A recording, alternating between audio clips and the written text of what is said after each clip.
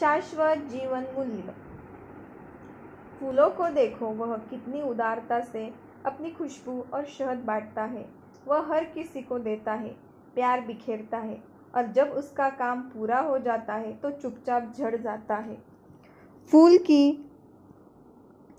तरह बनने की कोशिश करो जिसमें इतनी खूबियों के बावजूद जरा भी घमंड नहीं है। शाश्वत जीवन मूल्य। सदाचार।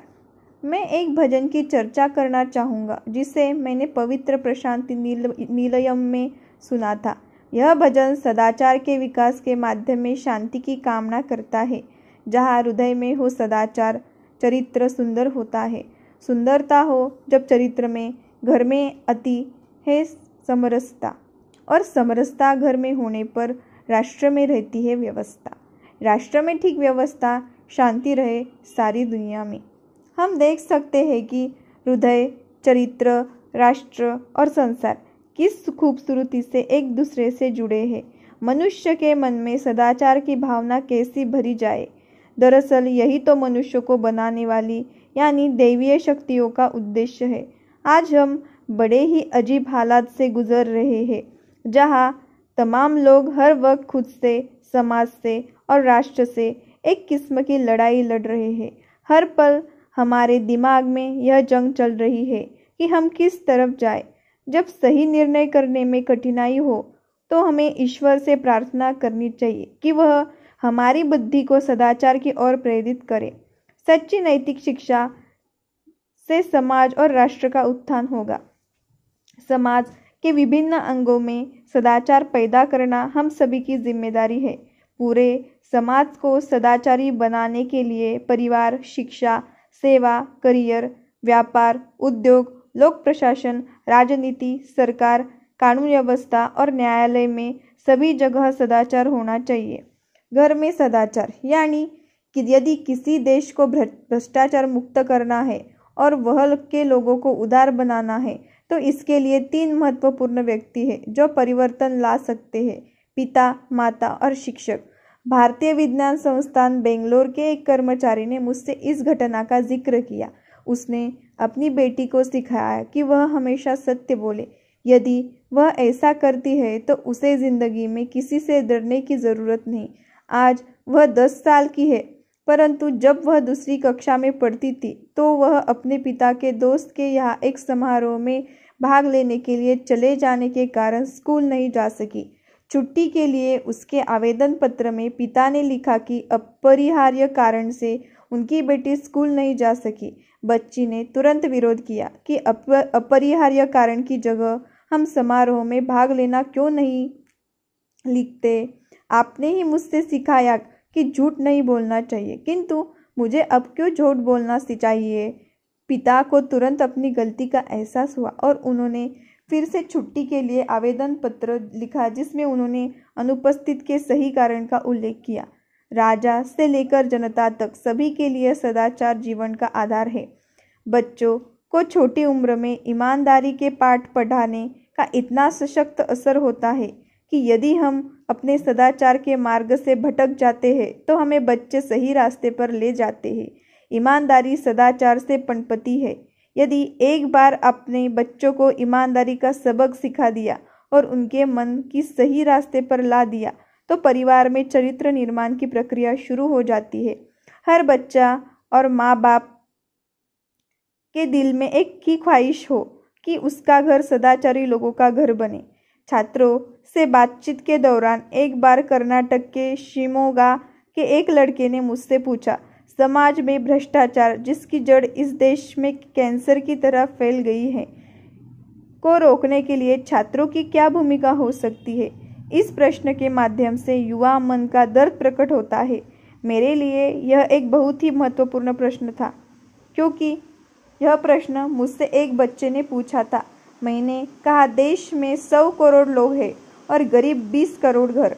सामान्य तौर पर अच्छे लोग सभी जगह मिल जाते हैं, फिर भी कुछ लाख घरों में रहने वाले लोग पारदर्शी नहीं हैं और देश की कानून व्यवस्था का आदर नहीं करते हैं। ऐसे में हम क्या कर सकते हैं? ऐसे घरों में माता पिता के सिवा 1-2 लड़के लड़की हो सकते हैं। यदि इन घरों के माता पिता सदाचार के मार्ग से भटक जाते हैं तो बच्चे प्रेम और स्नेह की हथियार बनाकर माँ बाप की सदाचार के मार्ग पर वापस ला सकते हैं।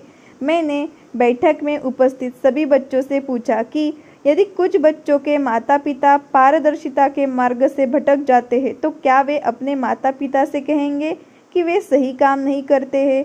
अधिकांश बच्चों ने बिना किसी झिझक के जवाब दिया कि वे ऐसा ही करेंगे। ऐसा आत्मविश्वास प्रेम को हथियार बनाने के कारण ही पनपता है।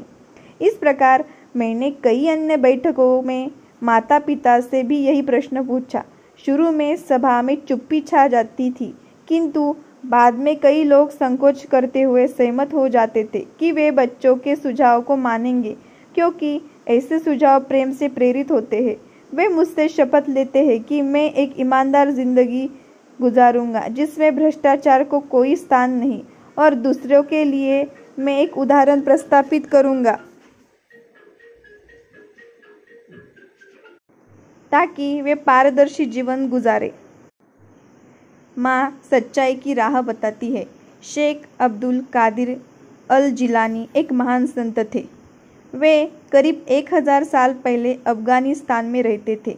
एक दिन जब अब्दुल कादिर अपनी गाय चरा रहे थे तो एक गाय को कहते सुना, आप यहाँ चारागाह में क्या कर रहे हैं?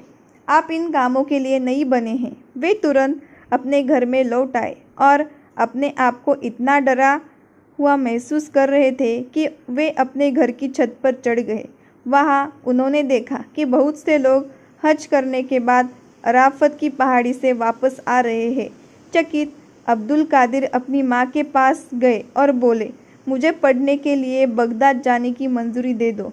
माँ ने इसे खुदा का पैगाम समझा और अब्दुल कादिर को बगदाद जाने की मंजूरी दे दी। माँ ने उन्हें 40 सोने की मुहरें दी जो उन्हें पैतृक संपत्ति में हिस्सेदारी मिलती। माँ ने इन सिक्कों की कादिर के कोट के अस्तर में जड़ दिया। घर से विदा करते हुए माँ ने इन सिक्कों की कादिर के कोट के अस्तर में जड़ दिया। घर से विदा करते हुए माँ ने कहा, मेरे लाल, तू घर से जा रहा है। मैं खुदा के वास्ते तुझे दूर भेज रही हूँ। मैं जानती हूँ कि क़यामत के दिन तक भी तेरा मुंह नहीं देख सकूंगी। फिर भी तू अपनी माँ की आखिरी सलाह लेता जा।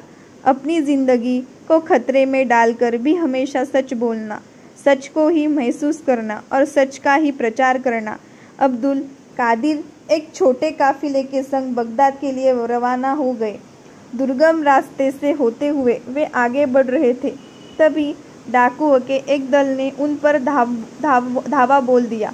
वे काफ़ी लोग को लूटने लगे। उनमें से किसी ने अब्दुल कादिर पर तनिक भी ध्यान नहीं दिया। बाद में एक लुटेरा उनकी ओर मुड़ा और पूछा, अच्छा कंगाल, तू यहाँ छुपा है? तेरे पास कुछ माल असबाब है? अब्दुल कादिर ने जवाब दिया, मेरे पास 40 दिनार है जो मेरी माँ ने मेरे बाह में कोट के अस्तर में जड़ दी थी। लुटेरे ने उन पर हंसने लगे और उन्होंने सोचा कि अब्दुल कादिर उनसे मजाक कर रहे हैं। ऐसा समझकर लुटेरे अब्दुल कादिर को छोड़ कहीं चले गए। फिर दूसरे लुटेरे आए। उन्होंने भी अब्दुल कादिर से वही प्रश्न किया और अब्दुल कादिर ने वही जवाब दिया। अंत में लुटेरों के सरदार आया और कहा, यह लड़का देखने से तो भिखारी लगता है, पर कहता है कि इसके पास 40 सोने के सिक्के हैं। हमने हर किसी को लूटा, किंतु इसे जानबूझकर छोड़ दिया क्योंकि हम यह यकीन नहीं कर पा रहे हैं कि इसके पास सोने के सिक्के हो सकते हैं। हमें लगता है कि यह हमें बेवकूफ़ बना रहा है। सरदार ने अब्दुल कादिर से वही सवाल किया और अब्दुल कादिर ने फिर भी वही जवाब दिया। तब सरदार ने अब्दुल कादिर का कोट फाड़ दिया और देखा तो उसमें सचमुच 40 सिक्के थे। सरदार खुश हुआ और अब्दुल कादिर से पूछा कि तुमने जो समाज में परिवर्तन ला सकते हैं वे है माता, पिता और शिक्षक। किसी बात से मजबूर होकर सच कबूल किया। अब्दुल कादिर का उत्तर था, मेरी माँ ने मुझसे वचन लिया था कि अपनी जान को खतरे में डालकर भी मैं सच बोलूँगा। यह तो केवल 40 दिनार की बात है। मैंने उन्हें वचन दिया था कि मैं उनके विश्वास को भी कभी नहीं तोड़ूंगा, इसलिए मैंने सच बोला। लुटेरे रोने लगे और बोले, तुमने अपनी माँ की सलाह को माना, किंतु हमने अपने पिता का विश्वास को तोड़ा और कई वर्षों तक अल्लाह के फरमान का विरोध किया। हम पश्चाताप करते हैं। आज से तुम हमारे मुखिया हो। उस दिन से वे लुटेरे लूट खसोट छोड़ सच्चे इंसान बन गए। इस तरह दुनिया ने देखा कि माँ की सच्ची सलाह को मानकर एक बालक महान संत शेख अब्दुल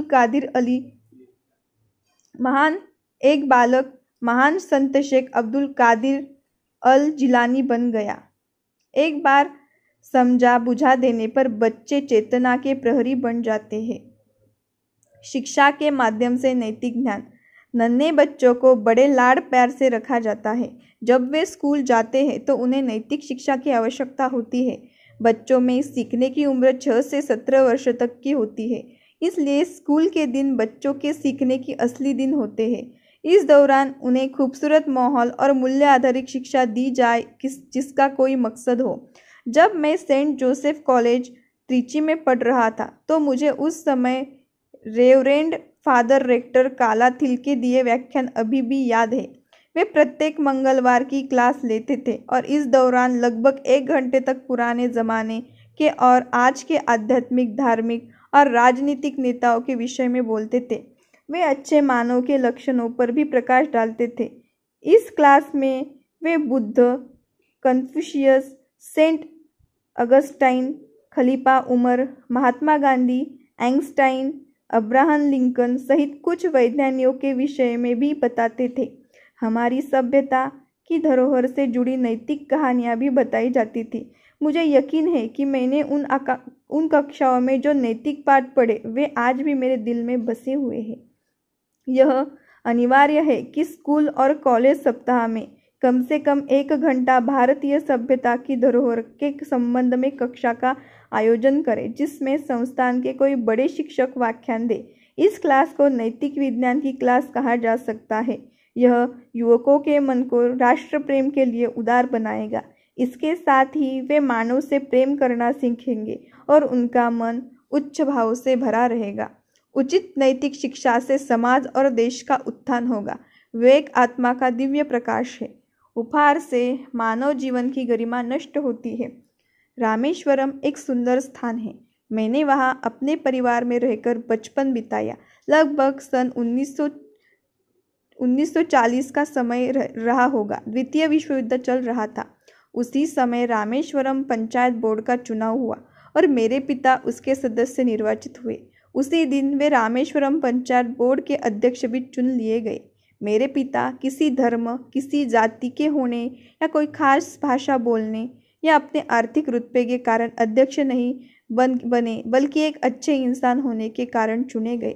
उस समय मैं 4th कक्षा में पढ़ता था। मुझे अभी भी याद है वह घटना जिस दिन वे अध्यक्ष निर्वाचित हुए। उस समय हम लोगों के पास बिजली नहीं थी। मैं लैंप में ही पढ़ा करता था। मैं ज़ोर ज़ोर से बोलकर पढ़ा करता था।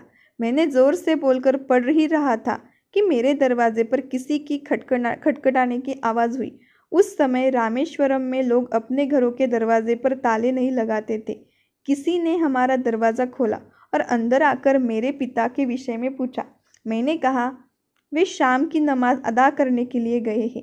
इस पर वे बोले, मैंने उनके लिए कुछ खरीदा है क्या? मैं इसे यहाँ रख दूँ? चूँकि मेरे पिता घर पर नहीं थे, इसलिए मैं अपनी माँ से इस संबंध में पूछने गया, लेकिन वे भी नमाज पढ़ने गई थी। जब मुझे कहीं से कोई जवाब नहीं मिला तो मैंने उन सज्जन से कहा कि वह सामग्री वही खाट पर छोड़ दे और मैं फिर से अपनी पढ़ाई में लग गया। विवेक का फलक बहुत विशाल होता है। इस पर सभी प्रकार के अच्छे बुरे कर्म परखे जाते हैं। मैं ज़ोर ज़ोर से बोलकर पढ़ रहा था और अपनी पढ़ाई में पूरी तरह से रम गया था। तभी मेरे पिता वापस आए और उन्होंने खाट पर रखा तंबलम देखा। उन्होंने मुझसे पूछा, यह क्या है? यह किसी ने दिया। मैंने कहा कि कोई आए थे और इससे आपके लिए रख गए। उन्होंने तंबलम को खोला और देखा कि उसमें महंगी धोती, अंगवस्त्रम, कुछ फल, मिठाइयाँ और एक पर्ची थी। पर्ची पर उस व्यक्ति का नाम लिखा हुआ था जो यहाँ भेंट छोड़ गया था। मैं अपने पिता का सबसे छोटा लड़का था और वे मुझे बहुत चाहते थे, किंतु मैंने पहली बार देखा कि वे गुस्सा कर रहे थे और पहली बार उन्होंने मेरी पिटाई की। मैं डर गया और चिल्लाने लगा। मेरी माँ दौड़कर आई और मुझे गले लगा लिया। उन्होंने मुझे पुचकारना शुरू कर दिया। मुझे रोते हुए देखकर पिताजी ने प्यार से मेरे कंधे को छुआ और मुझे हिदायत दी कि भविष्य में उनकी अनुमति के बिना मैं किसी का उपहार न स्वीकार करूं।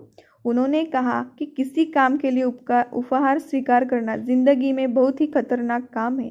उन्होंने हदीस का एक पद सुनाया जिसका भाव था, उपहार के इरादे बहुत खतरनाक होते हैं। इस अनुभव से मैंने अपने जीवन में महत्वपूर्ण शिक्षा ली और उसे मैंने दृढ़तापूर्वक अपनाया। वह आज भी मेरे मन में कायम है। मनुस्मृति आदमी को किसी काम के बदले उपहार लेने से मना करता है, क्योंकि यह उपहार स्वीकार करने वाला को उपहार देने वाले के लिए नाजायज काम करने के लिए तैयार करता है। अंततः यह इंसान के उपहार देने वाले के लिए गैरकानूनी काम करने के लिए उकसाता है।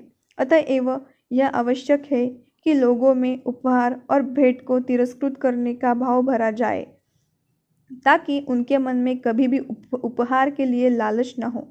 यह भी कहा जाता है कि उपहार स्वीकार करने से व्यक्ति के मन में मौजूद ज्योति कमजोर पड़ने लगती है। भ्रष्टाचार विवेक को नष्ट कर देता है।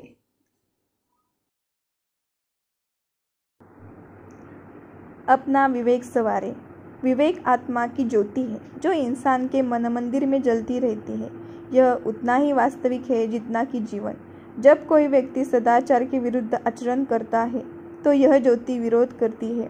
विवेक सत्य का स्वरूप है जो हमारे आनुवंशिक भंडार से ज्ञान के रूप में निकलकर हमारे कर्म को और अच्छे बुरे अनुभवों में बदल जाता है। विवेक का फलक बहुत विशाल है जिस पर हमारा कर्म और अच्छे बुरे अनुभवों में बदल जाता है। विवेक का फलक बहुत विशाल है जिस पर हमारे अपराध दर्ज होते हैं। यह एक भयावह गवाह है। यह डराता है, आश्वासन देता है, पुरस्कार देता है और दंडित करता है।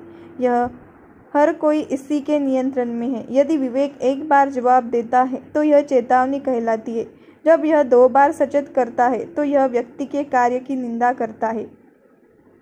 डर पूछता है, क्या यह सुरक्षित है?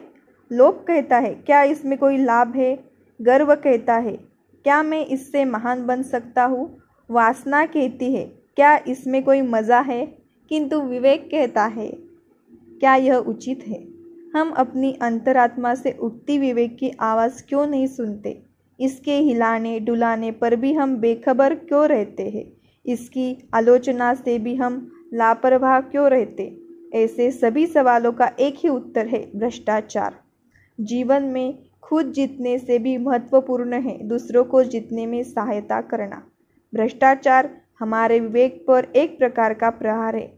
घूस लेना और किसी के प्रति पक्षपात करना आजकल आम बात हो गई है। बड़े पदों पर कार्यरत लोगों में विवेक को तिरस्कृत करने की आदत हो गई है। वे मान बैठे हैं कि सब कुछ ठीक है। वे क्रिया और प्रतिक्रिया के नियम से अपरिचित है। क्या वे भूल गए हैं कि अवचेतन का प्रभाव हमारे मन और कार्यों पर कितना अधिक पड़ता है? यदि आप घूस लेते हैं तो इसका असर अवचेतन मन के माध्यम से आपके विचार और कार्यों पर पड़ता है। आप अपनी बेईमानी अपनी अगली पीढ़ी तक पहुंचाते हैं और इस प्रकार का आप उनका अहित नहीं करते। यह बहुत ही दर्दनाक वास्तविकता है कि भ्रष्टाचार जीवन का अंग बन गया है। यह हमारे निजी और सामाजिक जीवन के सभी पहलुओं को प्रभावित कर रहा है। केवल आर्थिक स्तर पर ही भ्रष्टाचार नहीं है, बल्कि इसके अन्य रूप भी है। उच्च पदों पर और सत्ता की बागडोर संभाले लोगों के अनैतिक तौर तरीकों के सामान्य लोगों के मन में हीन भावना भर दी है। कितने खतरनाक हालात है। एक सच्चा इंसान आत्मबल से अपने विवेक के दीपक को जलाए रखता है। वह खुद ही अपनी आत्मा की आवाज़ सुनता है। दुष्ट व्यक्ति में यह चीज़ मर गई होती है। उसकी भावुक प्रवृत्ति पाप और भ्रष्टाचार से नष्ट हो गई होती है। वह सही गलत में फर्क नहीं कर पाता। जो लोग संगठन, व्यापार, उपक्रम, संस्थान और सरकार चलाते हैं, उनमें अपने विवेक के इस्तेमाल की क्षमता रहनी चाहिए। अपने विवेक के इस स्वच्छ स्वरूप के इस्तेमाल की काबिलियत से वे चिंता और सभी प्रकार के दुखों में अपने आप को स्वतंत्र अनुभव करते हैं। यदि आज आप छोटी मोटी गलती करते हैं और उसे हल्के से लेते हैं तो कल आप गंभीर अपराध करने से भी नहीं हिचकेंगे। यदि आज आप अपनी चेतना में एक पाप की जगह देते हैं तो कल यकीनन आप हजारों पापों के अपने मन में बसने के लिए चेतना के दरवाजे खोल देंगे। आपका विवेक मंद पड़ जाएगा, इसकी संवेदनशीलता समाप्त हो जाएगी, गलत काम करने की आदत आपके पूरे अस्तित्व पर छा जाएगी, जिससे जैसे बिच्छू का विष पूरे शरीर में समा जाता है। क्या आप जानते हैं कि जब आप भ्रष्ट हैं तो दो जी आपके बच्चों आपकी भ्रष्टाचार की कमाई पर पलते हैं। वे मन में आप पर हंसते हैं। आखिर वे सब कुछ जानते हैं, उन्हें सब कुछ पता है। आपके पितृत्व का मुखौटा इतना हल्का है कि उसमें बच्चों की आपके प्रति घृणा छुप नहीं सकेगी। आप अब अपने बच्चों का रोल मॉडल नहीं रहेंगे। क्या यह अपमान काफ़ी नहीं? आध्यात्मिक नेताओं ने नैतिकता, आचरण और सदाचार शिक्षा का स्वरूप विकसित किया है। कई सुंदर मंत्र, मधुर गीत और प्रार्थना गीत लिखे गए, किंतु भ्रष्टाचार से विवेक नष्ट होने के कारण स्थिति भयावह बनी हुई है। हमारी चेतना को झकझोरने के धर्म प्रभावशाली नहीं रहा।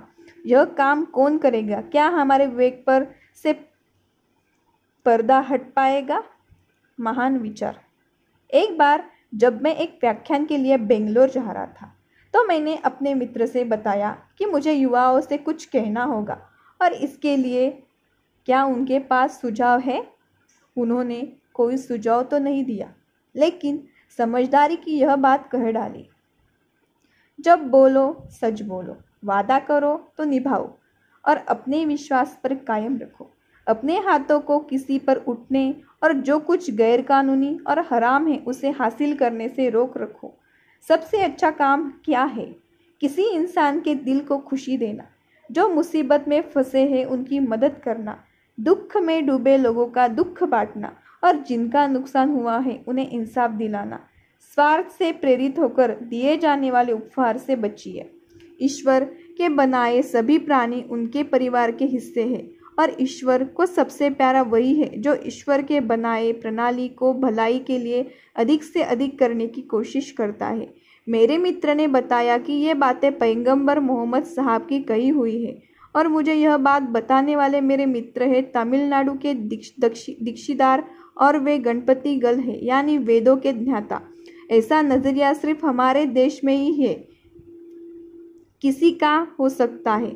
जो बहुत सारे प्रबुद्ध नागरिक अपने धर्म के आगे दूसरों के धर्म को सजने की कोशिश करते हैं, ऐसी आध्यात्मिकता पर हमें गर्व होना चाहिए। इस संबंध में संत तिरुवल्लवर की एक सुंदर तिरुकुरल है जिसका अर्थ है, सदा ऊपर उठने की सोचते रहो। तुम्हारी सोच में सिर्फ यही बातें हो, तुम्हारा मकसद पूरा नहीं भी होता हो तो भी उच्च विचार तुम्हारे मन को ही उदार ही बनाएगा। महान कार्य। शारीरिक और मानसिक रूप से विकलांगों बच्चों के लिए राष्ट्रीय मानसिक विकलांग संस्थान हैदराबाद ने खेलों का आयोजन किया है। मैंने वहाँ एक अविस्मरणीय घटना देखी। 100 मीटर दौड़ में भाग लेने के लिए शारीरिक या मानसिक रूप से विकलांग 9 लड़के प्रारंभिक रेखा पर खड़े हो गए। दौड़ शुरू करने के संकेत मिलते ही वे सभी दौड़ने लगे। वे रुक रुक कर नहीं बल्कि दौड़ को जीतने और अंतर करने के लिए दौड़े थे, किंतु एक छोटा लड़का डामर पर फिसल गया और वह 2 बार उलट गया। वह रोने लगा। अन्य 8 लड़कों ने उसे रोते हुआ सुना। वे धीरे हो गए और पीछे देखने लगे। फिर वे सभी पीछे मुड़े और वापस आ गए। एक डाउन सिंड्रोम से प्रभावित लड़की ने झुककर उसे चूम लिया और बोली, इससे यह पहले कि मुकाबला ठीक हो जाएगा। तब सभी 9 प्रतियोगियों ने हाथ में हाथ डालकर चलना प्रारंभ किया और दौड़ की अंतिम छोर तक पहुंचे। स्टेडियम में मौजूद सभी लोग खड़े होकर ताली बजाने लगे। कई मिनटों तक तालियां की गड़गड़ाहट होती रही। एक मोमबत्ती दूसरी मोमबत्ती को जलाते समय अपना कुछ भी नुकसान नहीं करती। उस दिन जो लोग वहां मौजूद थे वे भी अभी तक यह कहानी सुनाते हैं। ऐसा क्यों? क्योंकि हम लोग एक बात जानते हैं, इस जीवन में खुद के जीतने से भी बढ़कर है दूसरों को जीतने में मदद करना, चाहे अपनी चाल धीमी करनी पड़े या अपनी दिशा बदलनी पड़े। मैं कहता हूँ कि आपको अपनी दिशा बदलनी पड़े। मैं कहता हूँ कि आपको अपनी चाल धीमी करने की कोई ज़रूरत नहीं। मुसीबत में फंसे लोगों की सहायता करने से आपको ऐसी प्रेरणा मिलेगी जिससे आप और अधिक तेजी से दौड़ने लगेंगे। यदि आप इसमें सफल हो जाते हैं तो अपने मन की परिवर्तित करने के साथ साथ औरों के मन को भी बदलने में सक्षम हो सकेंगे। एक मोमबत्ती दूसरे मोमबत्ती को जलाकर अपना कुछ भी नहीं गंवाती। सदाचार का मार्ग व्यक्ति से राष्ट्र तक। मानव अपने हृदय में की पवित्रता के सहारे एक प्रबुद्ध नागरिक का सार्वजनिक जीवन जीता है। मानव जीवन के उतार चढ़ाव के संदर्भ में इस बात को चीनी दार्शनिक कंफ्यूशियस बड़े ही खूबसूरत अंदाज में पेश करते